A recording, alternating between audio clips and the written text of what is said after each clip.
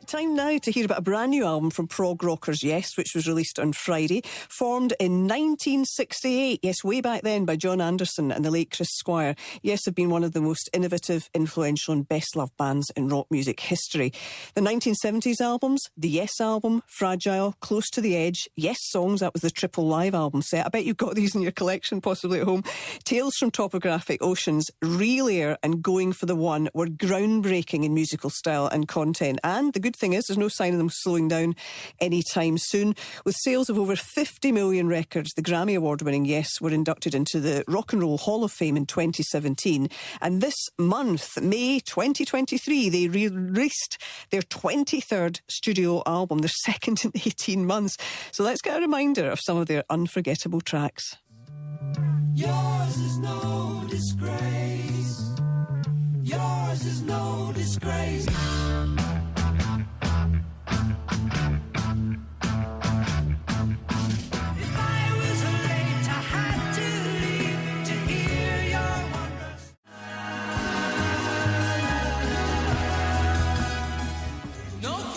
Take your place, you know what I mean.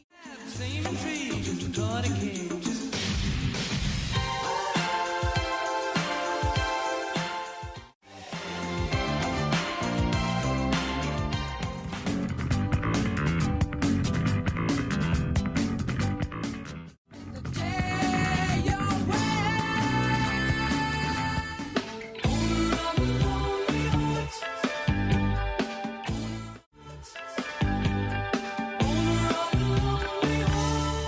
Well, if you're a fan of Yes, that will bring back lots of memories. A wee wander through some of their hits. You heard there, Yours is No Disgrace, Wondrous Stories, Leave It, Roundabout, and of course, Owner of a Lonely Heart.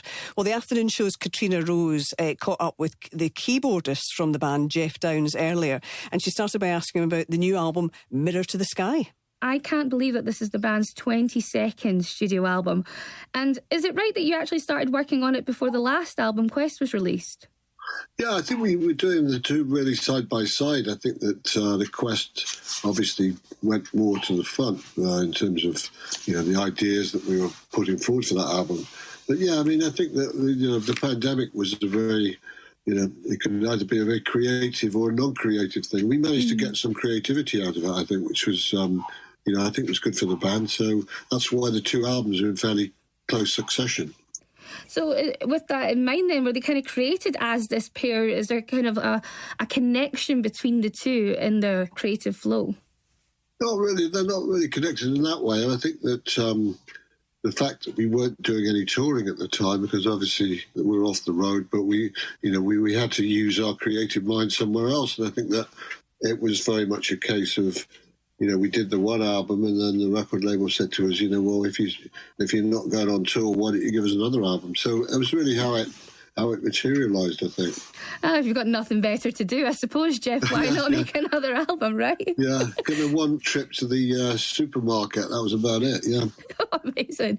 And I mean, just as well you did, though, because with Quest, Quest went to #1 in the UK Rock Albums chart and then entered the official UK album chart at number 20. So, you clearly have a very loyal fan base, which is quite good when you're getting chucked new albums to write very quickly. But what's that reaction been like to the prospect of another album in such quick succession?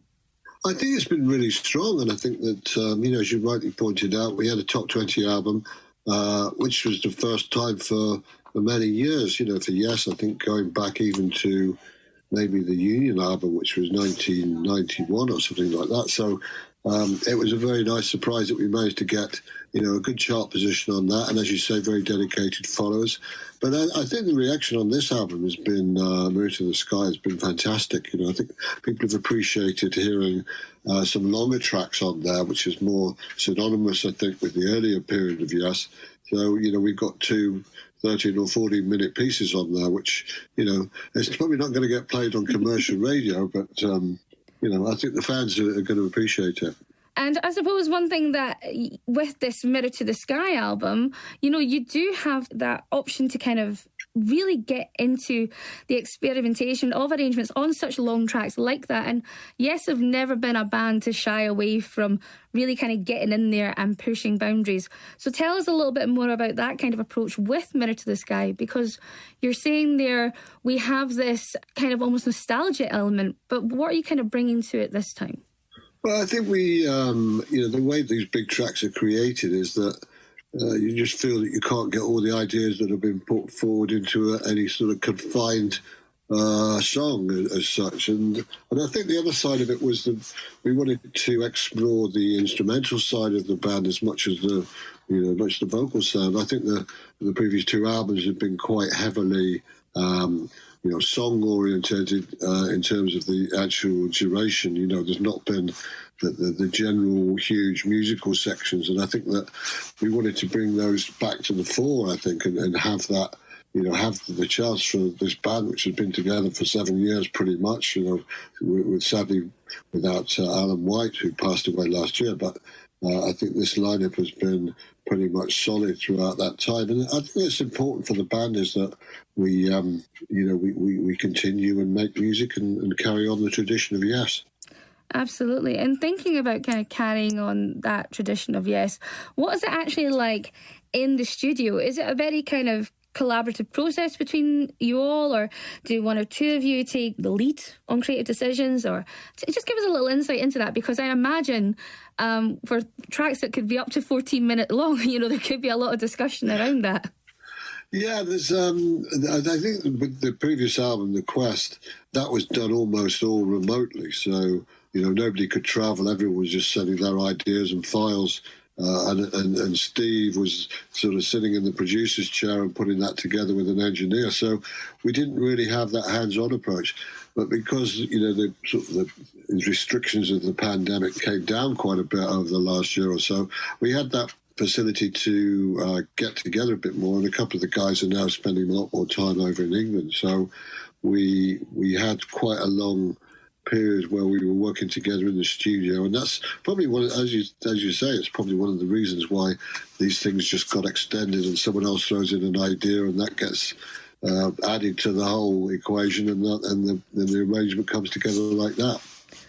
Are there any particular tracks on the album that, when you think of Mirror to the Sky, you were saying, the reception to this, but what about your own personal reception to it? Are there any tracks that really kind of stand out for you? Well, I think All Connected is a very interesting piece, and I think that it does feature each individual member very well, not so much as, I think it's got great lyrics, and it's quite a very contemporary idea, all these people all connected through internet and all the rest of it. I think it may well have materialised as a result of all, how we discussed things when we were putting together the previous album, so we were all connected in some way. So I think it's a very powerful track, and it's a very dynamic track. And I think that Yes, music has always been very dynamic. You get these enormous highs and yet it will go down to a bare minimum for a musical feature. So I think that it's very like classical music. I think that's the way we all think about it, is that we try and make it as dynamic as possible. And I think that's what stirs people's emotions up. I think that's one of the reasons why Yes has been very current for so many years, and since 1968 when the band was formed. Mm-hmm. And let's talk about taking those incredible tracks on tour, because your tour had to be cancelled, but all the tickets remain valid for next year, including a date at Glasgow's Royal Concert Hall. And I cannot think of a more fitting environment for what you've just been describing. Are you looking forward to getting those tracks finally out on the road? Oh, absolutely. I think that, Scotland's always been very, very dear to us, and we always enjoy going up there, and it's always a big sort of a high spot on the tour in many ways, because there's a very strong fan base in Scotland for the band. So we always enjoy coming up there, and I think that, we're going to be playing a whole range of Yes music, including some stuff off the new album, and I think it's going to be great to get back out there again. I mean, we did do briefly a tour last year as well, where we celebrated the iconic Close to the Edge album, but this one's going to be a bit extra special, I think. I think so. It sounds like it. And we have been talking about the fans who really are like another member of Yes. They're such a part of your journey. But you yourself, you were such a big fan of the band before you actually became part of it. Tell us how that dream came true. It's very strange actually, because I think when Trevor Horn and myself formed the Buggles, we were both very big Yes fans, and we'd grown up on their music, and I think that it's a very ironic situation that I would end up in the band. I mean, we both joined in 1980 when we did the Drama album, and then I went off and formed Asian, and Trevor went on to his magnificent career of producing records. They asked me to come back about 10, 12 years ago. So I've been around ever since, and it's been a real privilege to be in a band like Yes. Absolutely. And you touched on it earlier, but the lineup has changed, over 20 times. And members have left and rejoined, and some several times. But what's the current lineup, and how does that all kind of come together to give us the Yes that we will now know? Well, I think that Billy, a bass player, was with Yes back in the 90s. I think he did a couple of albums with them not as a principal guitarist, but more of a rhythm guitarist and keyboards and playing some bass. So he goes back to Yes, not as long as I do, but he was around then. And then sadly we lost Chris Squire back in 2015, and Billy was a natural fit to take over from the bass guitar position, and it's really been like that. I think that we've got some fantastic members. Steve Howes, of course, is the evergreen guy that's been with the band for God knows how long. So it's a really great band. John Davison has taken over the mantle of being the vocalist and really come to the fore, I think, as a writer, particularly on the last couple of albums. So I think that, he's found his own niche. He's not just copying John Anderson's stuff or anything like that. He's got his own space that he operates in. And, of course, Jay Shellen coming in as well on the drums who was supporting Alan for quite some time before that. But this band has actually been together in some form or another for about 7 years, and I think that this album particularly starts to show that we've got that cemented feeling between all of us to make the band great and carry on. That's exactly it. People may come and go, but the heart of Yes always kind of remains the same, which is fantastic. Geoff, thank you so much for your time today. I've loved every minute. Best of luck with the new album, and cannot wait for you to come to Glasgow next year. Yeah, we're looking forward to it so much. Thank you very much, Catrina. There you go. Geoff Downes, keyboardist with Yes, talking to our Catrina Rose for the afternoon show. So the new album, Mirror to the Sky, is out now, and tickets for the tour, including that date in Glasgow, the 24th of May next year, 2024, the year before you know it, are available now.